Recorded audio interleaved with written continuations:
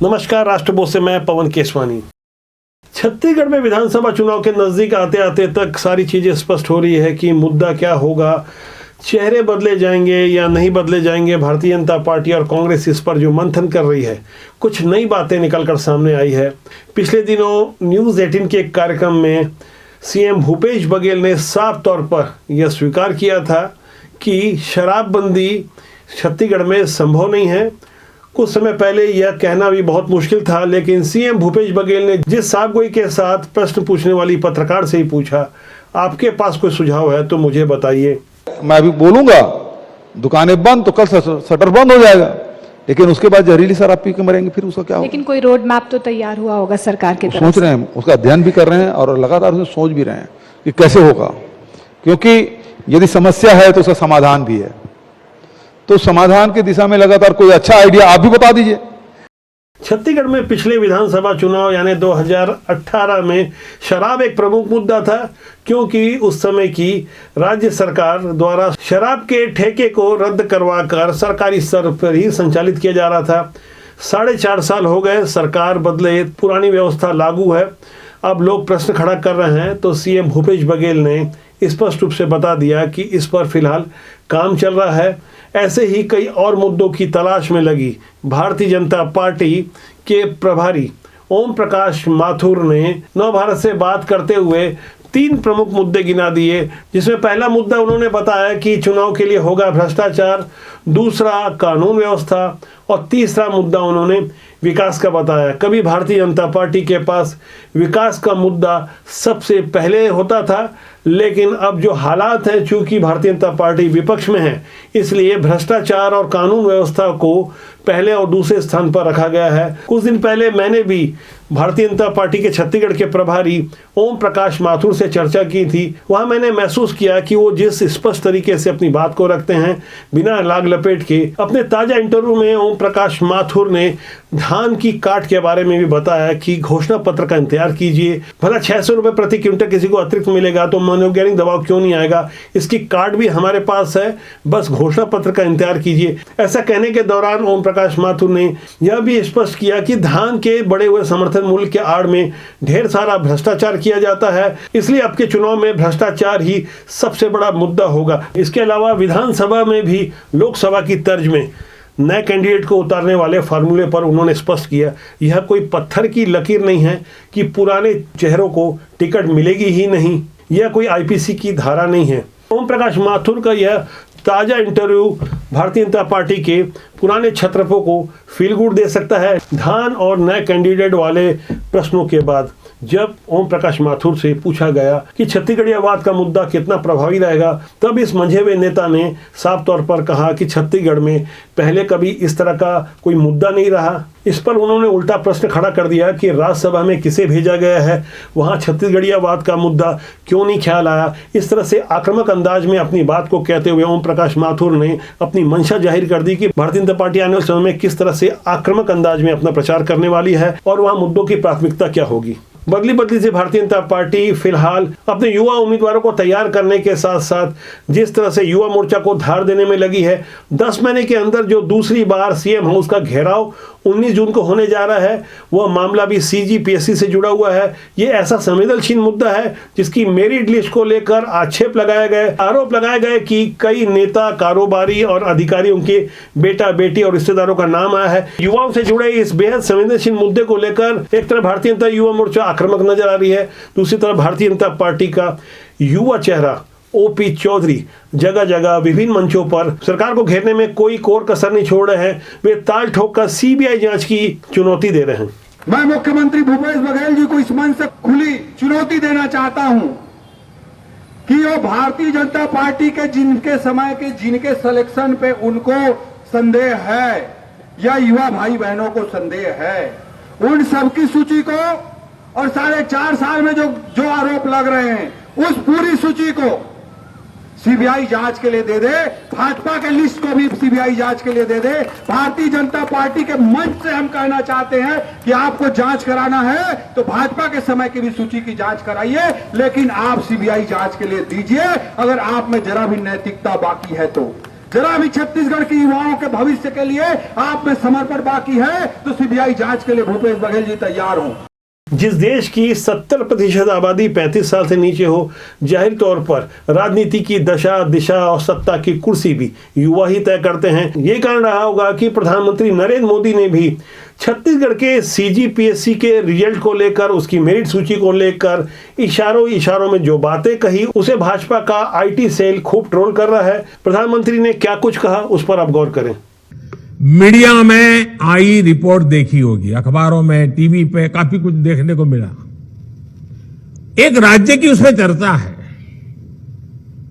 और चर्चा क्या है? एक राज्य में कैश फॉर जॉब के घोटाले की जांच में जो बातें बाहर निकल करके आई हैं, वो मेरे देश के नौजवानों के लिए बहुत बड़ा चिंता का विषय लेके आई है। उस राज्य का क्या पद्धति है, क्या बात उभर करके आई है? नौकरी सरकारी चाहिए तो हर पद के लिए, जैसे होटल में आप खाना खाए जाए और रेड कार्ड होता है ना, हर पद के लिए रेड कार्ड है। जिस तरह से छत्तीसगढ़ की राजनीति में नए नए मुद्दे समाहित होते जा रहे हैं, नए मुद्दों को तरजीह दी जा रही है, वहां गौर करना होगा कि बदले हुए हालात में कांग्रेस ने भी खुद की सॉफ्ट हिंदुत्व वाली छवि को जिस स्तर पर धार देने की कोशिश की, जिस तरह से रामायण महोत्सव का आयोजन किया गया, मध्य प्रदेश में तो प्रियंका गांधी के आगमन पर 30 फुट की गदा तक प्रस्तुत की गई। लेकिन कर्नाटक, जहां हाल में ही कांग्रेस को विजय मिली है, सरकार बनने के महज 20 दिनों के भीतर ही धर्मांतरण के कानून को रद्द करने के अलावा हिजाब और 4% मुस्लिम आरक्षण वाले कानून को भी फिर से लागू करने की तैयारी हो रही है। धर्मांतरण के विरुद्ध जो सख्ती दिखाई गई थी, उसका लाभ किसको मिलेगा? आप समझ रहे होंगे कि जाहिर तौर पर इसका फायदा किस वर्ग को मिलेगा। लेकिन मध्य प्रदेश, छत्तीसगढ़ और राजस्थान जैसे तमाम राज्य जहां पर चुनाव होने वाले हैं, वहां के लिए कांग्रेस की जो सॉफ्ट हिंदुत्व वाली छवि है, वह देश की जनता खूब समझ रही है। दरअसल हमारे देश में आजादी के बाद से ही तुष्टीकरण का खेल लंबे समय से चल रहा है। यही कारण है कि तमाम गल्फ कंट्री में, तमाम मुस्लिम देशों में जहां ट्रिपल तलाक का कानून नहीं था, लेकिन हमारे देश में लंबे समय के संघर्ष के बाद सुप्रीम कोर्ट के आदेश पर ट्रिपल तलाक पर बैन लगाया गया। ऐसे तुष्टीकरण का उदाहरण है मुस्लिम पर्सनल लॉ। इस कानून को समाप्त करने के लिए मोदी सरकार समान नागरिक संहिता कानून लाने जा रही है। भारतीय जनता पार्टी के जो 3 मूल एजेंडे थे, जिसमें अयोध्या में राम मंदिर के निर्माण के अलावा कश्मीर में धारा 300 की समाप्ति के साथ समान नागरिक संहिता भी प्रमुख रूप से था। पहले वाले जो 2 कोर इश्यू थे, उस पर भारतीय जनता पार्टी सफल हो चुकी है। वहीं तीसरे वाले मुद्दे पर अभी तेजी से काम चल रहा है, तमाम राज्यों से राय मांगी गई है। फिलहाल गोवा में ही समान नागरिक संहिता लागू है और उत्तराखंड में इसकी तैयारी चल रही है। यदि ये हालात राष्ट्रीय स्तर पर निर्मित हुए और केंद्र सरकार कोई अध्यादेश या कानून बनाकर इस पर सफल होती है, तो जाहिर तौर पर छत्तीसगढ़ सहित उन तमाम राज्यों में जहां विधानसभा के चुनाव है, इसका सीधा असर पड़ सकता है। एक तरफ कांग्रेस की सॉफ्ट हिंदुत्व वाली छवि है और भारतीय जनता पार्टी खुलकर हिंदुत्व पर काम कर रही है। हिंदुत्व का मुद्दा छत्तीसगढ़ में भी प्रभावी हो सकता है। इसे समझने के लिए आपको एक पोस्टर को देखना होगा। यह तस्वीर है रायपुर के रावा भाटा के सुदर्शन संस्थान की, जो कि शंकराचार्य स्वामी निश्चलानंद का आश्रम है। यहाँ एक बैनर लगाया गया, एक पोस्टर लगाया गया। यहाँ धर्म संसद की तैयारी चल रही थी। उस तैयारी के पहले जैसे कि आप साफ तौर पर पढ़ सकते हैं, हम भारत भव्य बनाएंगे, हम हिंदू राष्ट्र बनाएंगे। बिना राग लपेट के जिस तरह से साफ गोई के साथ ये नारा लिखा गया है, इतना खुलकर हिंदू राष्ट्र की बात पहले नहीं कही जाती थी। अब देश भर में जगह जगह ये बातें उठ रही है। खाली मंच के बाद जब धर्म सभा लगी, तब जैसा कि पोस्टर में लिखा था, उसी के अनुरूप स्थानीय विधायक अनीता योगेंद्र शर्मा, जो कांग्रेस की विधायक है, उन्होंने हिंदू राष्ट्र की बात कर दी। 81वां प्रकाट्य उत्सव था शंकराचार्य स्वामी निश्चलानंद सरस्वती का। इस दौरान धर्म सभा में जो कुछ कहा, आपको हैरानी होगी। कांग्रेस की विधायक अनीता योगेंद्र शर्मा भी वही भाषा में बात कर रही हैं जिसमें भारतीय जनता पार्टी और हिंदूवादी संगठन के लोग करते हैं, यानी हिंदू राष्ट्र की बात। हिंदू राष्ट्र बनाने के लिए हम संकल्पित होकर हिंदू के लिए बात करें। हम हिंदू एक हों, तभी हिंदू राष्ट्र बन सकते हो।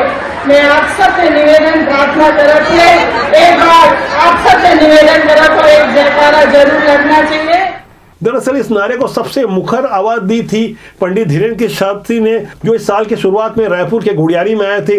वहां से उन्होंने जिस तरह से सार्वजनिक मन से हिंदू राष्ट्र बनाने की बात कही, वो हिंदू राष्ट्र का मुद्दा आने वाले समय में हो सकता है विधानसभा चुनाव में भी प्रभावी हो, क्योंकि विधानसभा को अभी 4-5 महीने का समय है। धीरे धीरे जिस तरह से माहौल बदल रहा है, वह छत्तीसगढ़ में कांग्रेस अपने 5 संभागों के सम्मेलन के बाद बूथों में भी बैठक करने जा रही है। अपने छोटे बड़े 10,000 नेताओं को 23,000 बूथों तक भेज रही है।